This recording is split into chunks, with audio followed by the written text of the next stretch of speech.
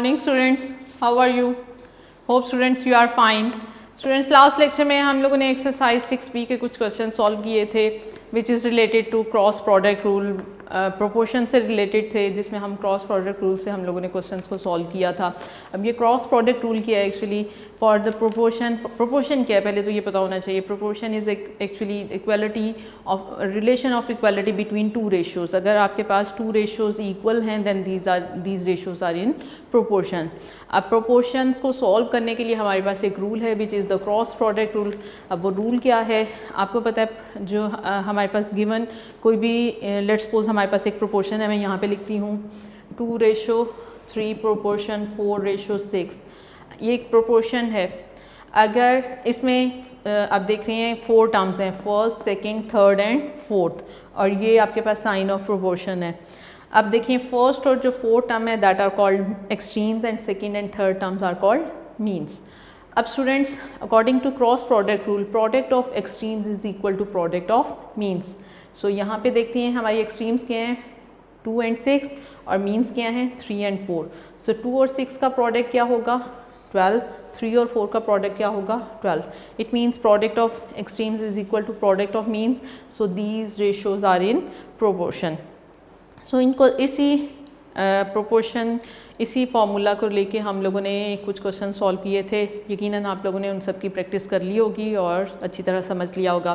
आज हम उसी से आगे प्रोसीड करते हैं, क्वेश्चन नंबर 5 की तरफ चलते हैं। हमने क्वेश्चन नंबर 4 तक पिछले लेक्चर में सॉल्व कर लिया था। क्वेश्चन नंबर 5 भी रिलेटेड है प्रोपोर्शन से ही, और लास्ट जो मैंने क्वेश्चन नंबर 4 सॉल्व किया था वो यूनिटरी मेथड से भी सॉल्व किया था और प्रोपोर्शन से भी किया था।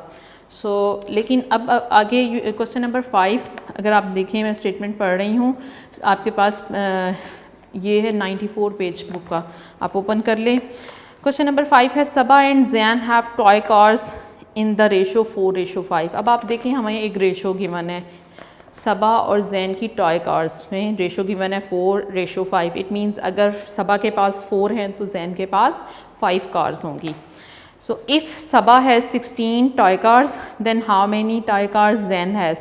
इसी रेशो से अगर सबा के पास 16 टॉय कार्स हैं तो फिर जैन के पास कितनी होंगी। हमने number of cars Jain have वो फाइंड आउट करनी है। सो फाइंड आउट करते हैं। So let number of toy cars Zan has is equal to x. So students आपको एक रेशो ऑलरेडी गिवन है क्वेश्चन में, सेकंड रेशो हम खुद इसे फाइंड आउट करेंगे और वो प्रोपोर्शन में प्रोपोर्शन में कैसे लिखेंगे। एक रेशो हमें गिवन है और सेकंड रेशो हम खुद प्रोपोर्शन में जनरेट करेंगे। सो प्रोपोर्शन क्या होगी देखिए students, Saba ratio Zain, number of cars Saba has and number of cars Jain has, इसकी रेशो हमें गिवन है।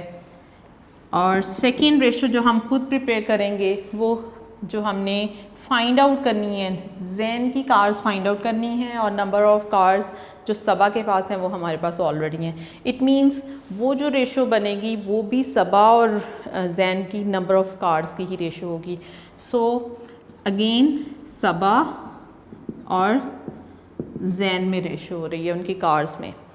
सो स्टूडेंट्स फर्स्ट रेशो हमें ऑलरेडी गिवन है 4:5 है जो क्वेश्चन में गिवन है। सेकंड रेशो हम खुद यहाँ पे जनरेट करेंगे। कैसे, हमारे पास स्टूडेंट्स जो number of cars toy cars given है सबा की दैट आर 16, और हमने खुद से सपोज किया है अगर सबा के पास 16 कार्स हैं तो इसी रेशो से जैन के पास कितनी होंगी x कार्स होंगी। सो ये स्टूडेंट्स क्योंकि ये भी सबा और जैन की कार्स की रेशो है और ये जो हमने खुद बनाई है ये भी सबा और जैन की कार्स की रेशो। सो इट मीन्स दोनों रेशो सेम है, ये भी सबा और जैन की कार्स की रेशो है, ये भी सबा और जैन की कार्स की रेशो है। It means both ratios are same. So अगर दोनों रेशो सेम हैं तो वो इक्वल हैं, then these are in proportion. So ये हमारे पास प्रोपोर्शन है। यहाँ से अब हम by using the cross product rule value of x find out करेंगे और वैल्यू ऑफ एक्स क्या है, number of toy cars Jain has. So students, by using cross product rule,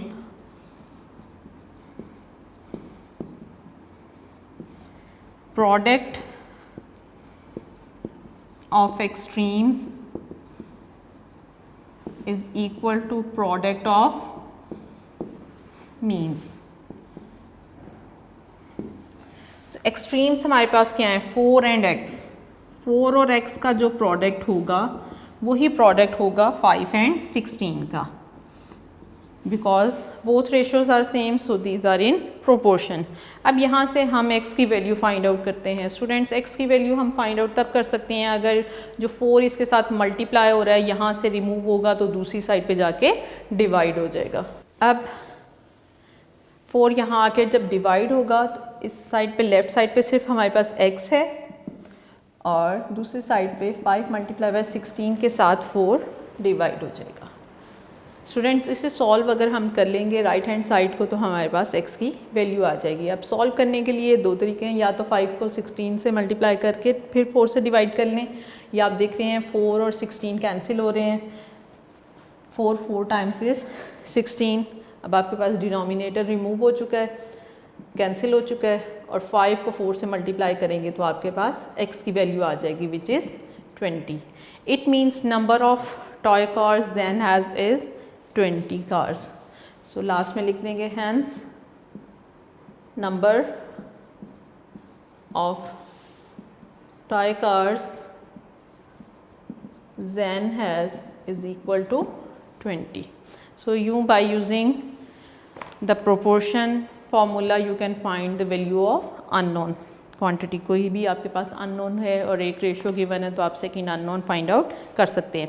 question number 6 की तरफ मूव करते हैं. The cost of 5 DVDs is ₹600. How much would a dozen DVDs cost. 5 DVDs की cost आपको ₹600 given है और आपसे पूछी जा रही है 1 डज़न की. अब ये डज़न क्या है, डज़न मीन्स 12. सो 12 DVDs की कॉस्ट आपने फाइंड आउट करनी है. सो स्टूडेंट्स, इस क्वेश्चन में भी आप लोग, प्रीवियस क्वेश्चन तो हमारे पास रेशो गिवन थी इसलिए मैंने उसे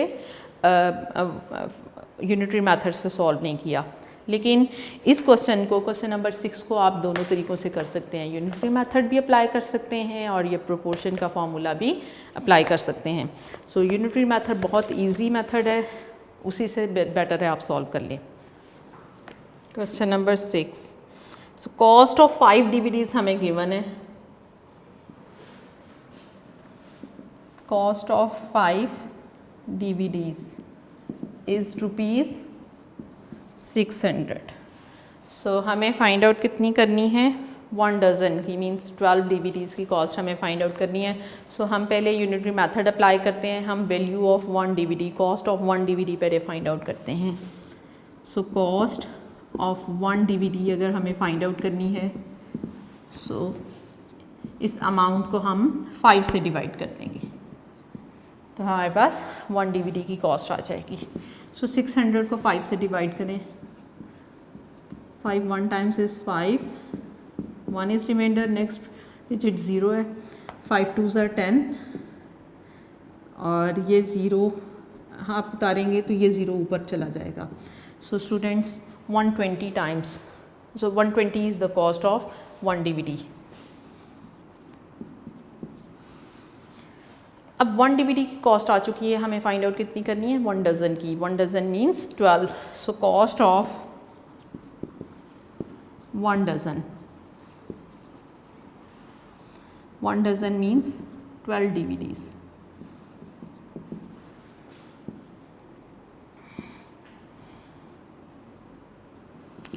अब हमारे पास 1 DVD की कॉस्ट आ चुकी है. अगर हम इसे 12 से मल्टीप्लाई कर देंगे तो हमारे पास 12 DVDs की कॉस्ट आ जाएगी. सो ₹120 को हम 12 से मल्टीप्लाई कर देंगे. सो 120 को 12 से मल्टीप्लाई करें. 2 0 times gives 2, 2 2s are 4, 2 1s are 2, 0 2 1. Students, that is ₹1440. 1440 rupees ये हमारे पास कॉस्ट ऑफ 1 डज़न DVDs आ चुकी है। सो ये था हमारा यूनिटरी मेथड जिसे हमने cost of 12 DVDs find out की। आप बाय यूजिंग द प्रोपोर्शन भी फाइंड आउट कर सकते हैं। आप बाय यूजिंग द प्रोपोर्शन कैसे फाइंड आउट करेंगे? आपके पास number of DVDs and cost given है। कितनी DVDs की कॉस्ट गिवन है? 5, number of DVDs 5, ratio cost उसकी क्या है? 600। और सेकेंड जो होगी वो भी नंबर ऑफ़ DVDs आपने 12 की फाइंड आउट करनी है। इसकी आप जो कॉस्ट होगी उसे सपोज कर लेंगे, let the cost of 12 DVDs is X rupees. So आपके पास एक प्रोपोर्शन आ जाएगी, number of DVDs ratio cost, proportion number of DVDs ratio cost. So आप प्रोपोर्शन को यूज़ करके भी ये क्वेश्चन सॉल्व कर सकते हैं। सो नेक्स्ट क्वेश्चन की तरफ मूव करते हैं स्टूडेंट्स। क्वेश्चन नंबर 7 है, अरूज knits a total of 15 centimeter of scarf over 3 nights। अरूज ने 3 नाइट्स में 15 सेंटीमीटर निटिंग की है स्कार्फ की। सो निटिंग क्या है? वो जो आप सिलाइयों से बुनते हैं, स्वेटर्स वगैरह। आफ्टर 10 नाइट्स ऑफ निटिंग, अगर 10 दिन उसने यही काम किया हो, निटिंग की हो, how many centimetre of scarf will Arooj knit in total. So 10 days में वो टोटल कितनी सेंटीमीटर की निटिंग स्कार्फ की करेगी, वो हमने फाइंड आउट करनी है। उसकी लेंथ फाइंड आउट करनी है, जो भी जितनी भी वो सेंटीमीटर्स में उसने स्कार्फ की निटिंग की है। सो स्टूडेंट्स अगेन आप देख रहे हैं आपके पास 15 सेंटीमीटर जो है वो गिवन है फॉर 3 नाइट्स में उसने कितना स्कार्फ किया है? 15 सेंटीमीटर। और हमें फाइंड आउट कितने के लिए करना है? 9 नाइट्स के लिए। सो हम पहले 1 नाइट के लिए फाइंड आउट करेंगे लेंथ, जितनी भी उसकी मेजरमेंट है उसने निटिंग की है, और फिर उसे 10 से मल्टीप्लाई कर देंगे तो हमारे पास 10 नाइट्स की आ जाएगी।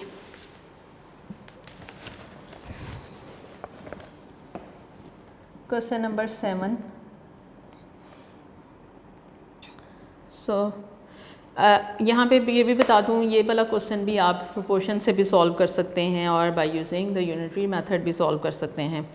सो यूनिटरी मेथड से सॉल्व कर लेते हैं। इस क्वेश्चन को मैं दोनों तरीक़ों से आपको सॉल्व करना बता देती हूँ, आप दोनों तरीके देख लें। So measurement of knitting in 3 nights, that is 15 centimetre. 1 night में फाइंड आउट करते हैं measurement of knitting in 1 night.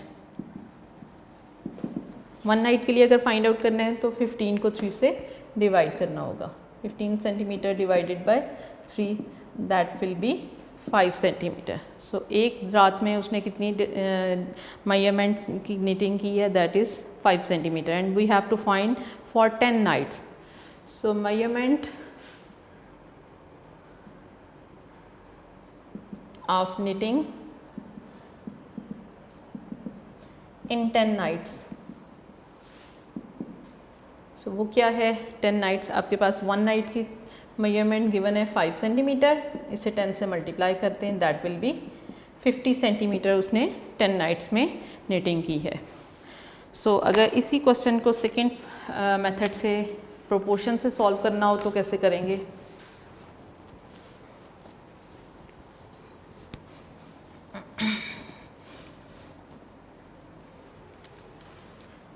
So students हमने फाइंड आउट क्या करनी थी? Measurement of knitting for 10 nights. Let the measurement of knitting for 10 nights is x centimetre.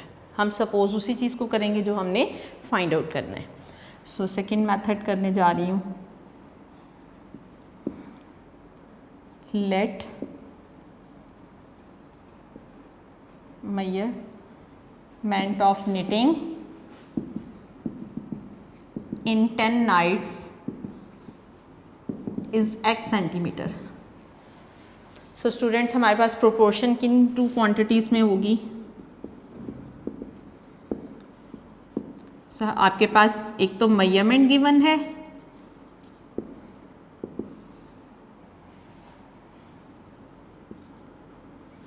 और एक आपके पास नंबर ऑफ नाइट्स गिवन है। सो प्रोपोर्शन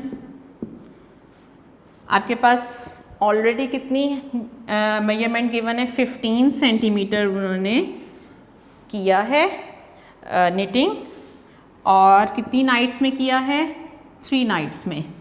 और सेकंड हमें फाइंड आउट किसके लिए करनी है, हमारे पास मेजरमेंट फाइंड आउट करनी है, और नंबर ऑफ नाइट्स अब कितनी हैं, 10। सो ये x है और 10 नाइट्स के लिए हमें फाइंड आउट करना है। क्योंकि आप देख रहे हैं पहले भी मेजरमेंट और नाइट्स हैं, दोबारा फिर आपने मेजरमेंट फाइंड आउट करनी है for 10 nights. So it means आपके पास दोनों सेम रेशोज हैं, so these are in proportion, आप इनको प्रोपोर्शन में लिख सकते हैं। सो ये जो यूनिट है, यूनिट को आप यहीं पे शो कर दें कि ये जो मेजरमेंट है आपका, दोनों का यूनिट सेम है, सेंटीमीटर्स में। सो अब आप देख रहे हैं आपके पास एक प्रोपोर्शन आ चुकी है। अगर इसे by using the cross product rule में सॉल्व करूं तो मेरे पास x की वैल्यू आ जाएगी, और जो x की वैल्यू आएगी वो क्या होगा, हमारी रिक्वायर्ड क्वांटिटी होगी, which is the measurement of knitting in 10 nights. ये हमने फाइंड आउट करना है। So by using cross product rule,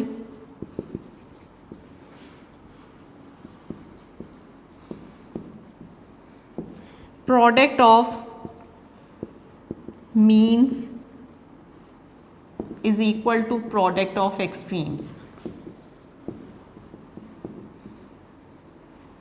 हमारे पास अननोन क्या था, मीन्स, वो हमने पहले लिख लिया है। सो प्रोडक्ट ऑफ मीन्स क्या होगा, 3 मल्टीप्लाई बाय x, और प्रोडक्ट ऑफ एक्सट्रीम क्या होगा, 15 एंड 10, इन दोनों का प्रोडक्ट। सो अगर मैं x की वैल्यू फाइंड आउट करना चाह रही हूँ तो 3 इसके साथ मल्टीप्लाई हो रहा है।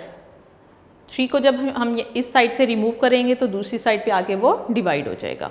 सो यहाँ रह जाएगा x, और दूसरी साइड पे 15 मल्टीप्लाई बाय 10 के साथ 3 डिवाइड हो जाएगा। अब हमने क्या करना है, ये इन्हें सॉल्व कर लेना है, तो हमारे पास वैल्यू ऑफ x आ जाएगी। आप देख रहे हैं 3 और 15 कैंसिल हो रहे हैं, 3 5 टाइम्स इज 15। सो x की वैल्यू कैसे आएगी, जब 5 को 10 से मल्टीप्लाई करेंगे, सो x विल बी 50। अब ये हमें x क्या था, measurement of knitting, so hence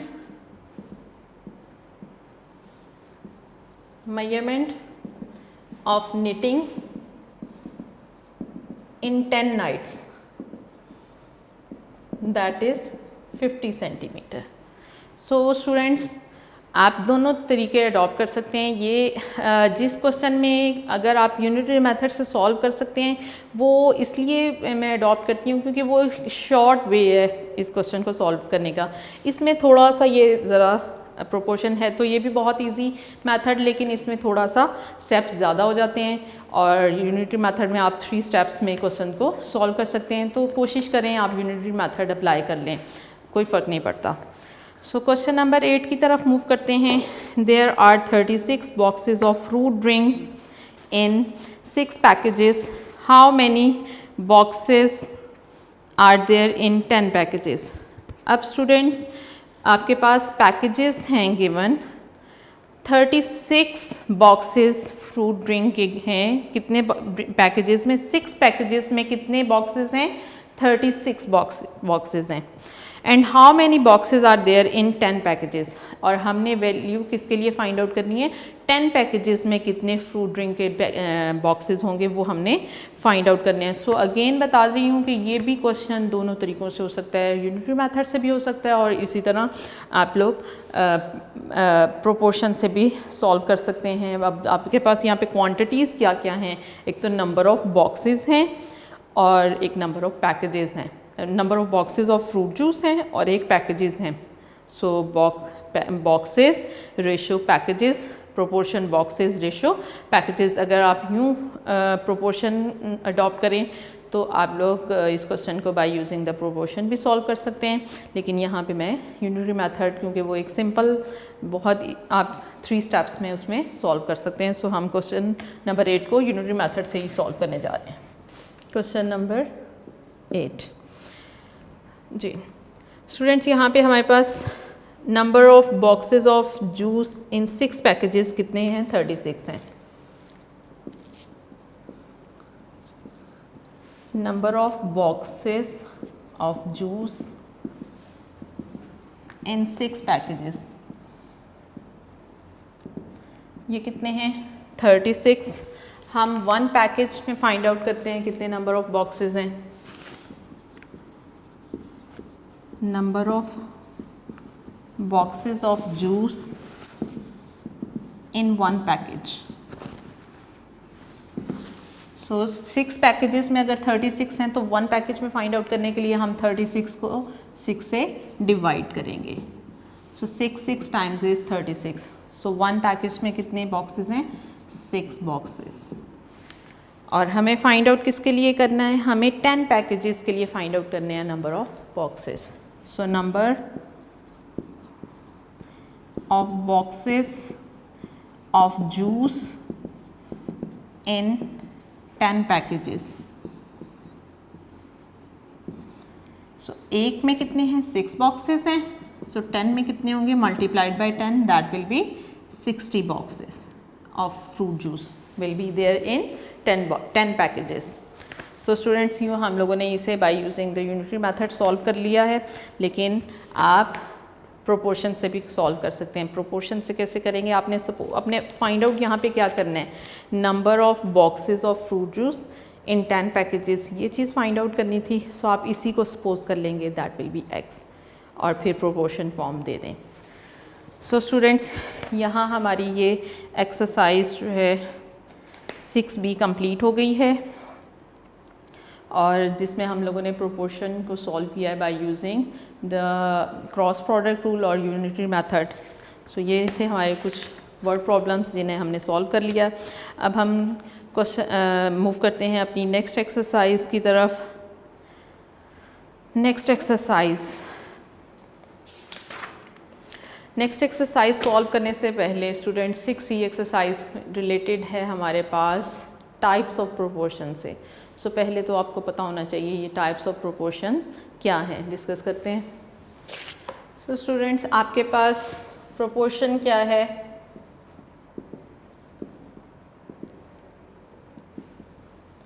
equality of 2 ratios is called proportion। अब यहाँ मैं आपको बता दूँ there are 2 types of proportions।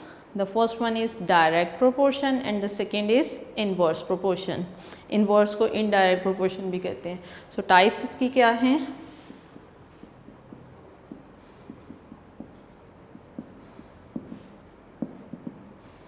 the first one is direct proportion and the second is inverse और इसे indirect भी कहते हैं, indirect proportion। So students direct proportion क्या है पहले तो ये डिस्कस कर लेते हैं।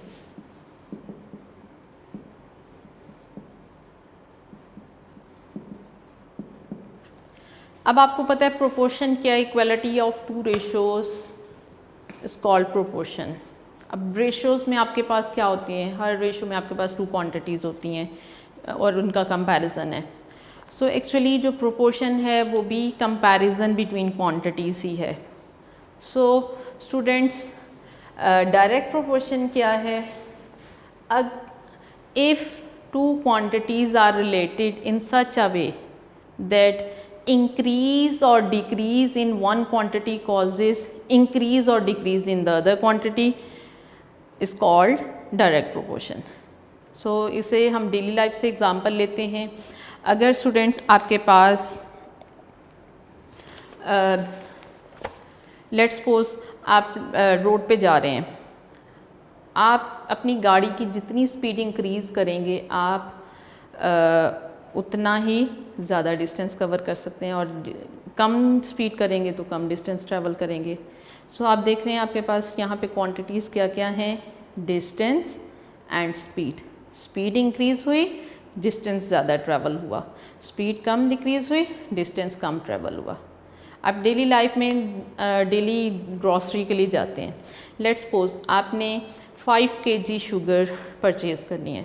सो 5 kg शुगर की प्राइस जो है लेट्स सपोज वो 500 है और अगर आप 10 kg शुगर लेंगे तो आप क्वांटिटी इंक्रीज़ कर रहे हैं शुगर की, ऑब्वियसली उसकी प्राइस भी कॉस्ट भी इंक्रीज़ हो जाएगी। सो कम चीज़ की कॉस्ट कम होगी, ज़्यादा क्वांटिटी की कॉस्ट भी ज़्यादा होगी।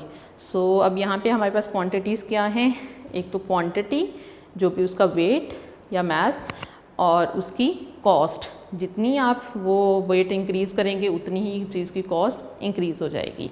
सो इस तरह अगर एक क्वांटिटी को इंक्रीज़ करने से दूसरी क्वांटिटी भी इंक्रीज़ हो रही हो और एक क्वांटिटी को डिक्रीज़ करने से दूसरी क्वांटिटी भी डिक्रीज़ हो रही हो, तो जो उनमें रिलेशन होगा that will B direct proportion, क्योंकि एक को इंक्रीज़ करने से दूसरी इंक्रीज़ हो रही है और एक को डिक्रीज़ करने से दूसरी भी डिक्रीज़ हो रही है। सो डायरेक्ट प्रोपोर्शन है।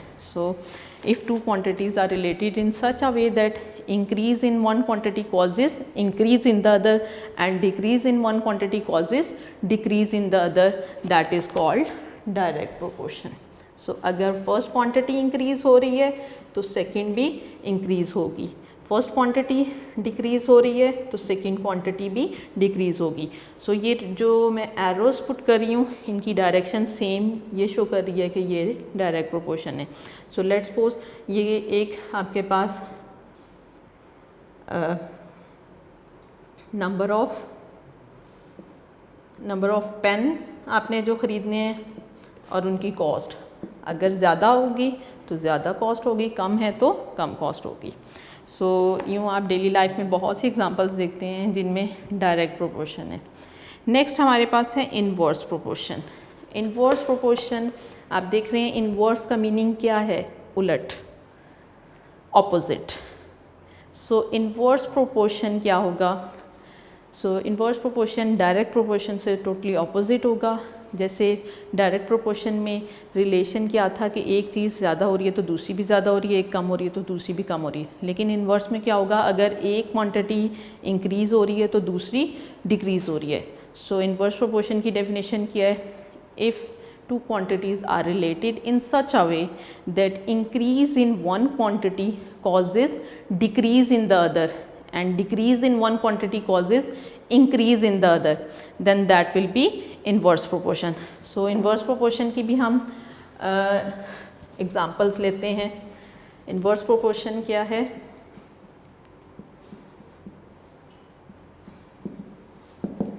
कि एक अगर क्वांटिटी इंक्रीज़ हो रही है तो दूसरी डिक्रीज़ हो रही होगी, और एक अगर डिक्रीज़ हो रही है तो दूसरी इंक्रीज़ हो रही होगी। सो इसकी एग्जांपल स्टूडेंट्स आप ले सकते हैं कि आपने एक टास्क करना है, आपने एक कंस्ट्रक्शन करनी है एक किसी भी बिल्डिंग की, तो अगर नंबर ऑफ़ वर्कर्स वहाँ पे इंक्रीज़ होंगे, ज़्यादा लगाएंगे तो वो टास्क जो है वो जल्दी कंप्लीट हो जाएगा। लेकिन अगर नंबर ऑफ़ वर्कर्स आप कम वहाँ पे मज़दूर लगाएंगे तो वही टास्क जो है वो ज़्यादा दिन में कंप्लीट होगा। सो आप देख रहे हैं नंबर ऑफ़ वर्कर्स और नंबर ऑफ़ डेज़ में इनवर्स प्रोपोर्शन हो रही है, इनवर्स है। अगर नंबर ऑफ़ वर्कर्स इंक्रीज़ कर रहे हैं तो नंबर ऑफ़ डेज़ डिक्रीज़ होंगे, और अगर नंबर ऑफ़ वर्कर्स डिक्रीज़ करेंगे तो नंबर ऑफ़ डेज़ जो हैं वो इंक्रीज़ हो जाएंगे। सो इन टू क्वांटिटीज़ में, नंबर ऑफ़ वर्कर्स में और डेज़ में, इनमें क्या रिलेशन है, that is an inverse proportion, कि एक इंक्रीज़ हो रहा है, नंबर ऑफ़ वर्कर्स इंक्रीज़ करेंगे तो नंबर ऑफ़ डेज़ डिक्रीज़ हो जाएंगे, और अगर नंबर ऑफ़ वर्कर्स हम डिक्रीज़ करेंगे तो नंबर ऑफ़ डेज़ इंक्रीज़ हो जाएंगे। सो इस तरह बहुत सी और एग्ज़ाम्पल्स हैं आपकी डेली लाइफ में, आप जो है वो उन्हें अभी जो प्रीवियस क्वेश्चन में हमने प्रीवियस टॉपिक में डायरेक्ट प्रोपोर्शन में एक एग्ज़ाम्पल ली थी स्पीड एंड डिस्टेंस की, तो अगर स्पीड और टाइम की मैं एग्ज़ाम्पल लूँ, अगर आप अपनी गाड़ी की स्पीड इंक्रीज़ करेंगे तो आपने जहाँ पे पहुँचना है आप जल्दी कम टाइम में वहाँ पे पहुँच जाएंगे। लेकिन अगर आप स्पीड कम पे जा रहे हैं तो ऑब्वियसली आपको टाइम ज़्यादा लगेगा। सो इट मीन्स अगर स्पीड और टाइम इन दोनों का कंपैरिजन करेंगे तो इनमें भी इनवर्स प्रोपोर्शन है कि स्पीड इंक्रीज़ हुई टाइम डिक्रीज़ हो जाएगा, स्पीड डिक्रीज़ होगी तो टाइम इंक्रीज़ हो जाएगा। सो बहुत सी ऐसी डेली लाइफ एग्जांपल्स हमारे पास हैं जिनमें यहाँ पे हमारे पास डायरेक्ट प्रोपोर्शन और इनवर्स प्रोपोर्शन इन्वॉल्व है। सो इसी से रिलेटेड हमारी एक्सरसाइज 6C है जो इंशाल्लाह हम नेक्स्ट लेक्चर में सॉल्व करेंगे। आप लोग तब तक ये डायरेक्ट और इनवर्स प्रोपोर्शन की डेफिनेशंस को अच्छी तरह लर्न कर लें और जो प्रीवियस एक्सरसाइज हमने सॉल्व की है उसके क्वेश्चंस भी प्रैक्टिस करें। यकीनन आप लोगों को ये सब समझ आ गया होगा। Best of luck. अल्लाह हाफिज़।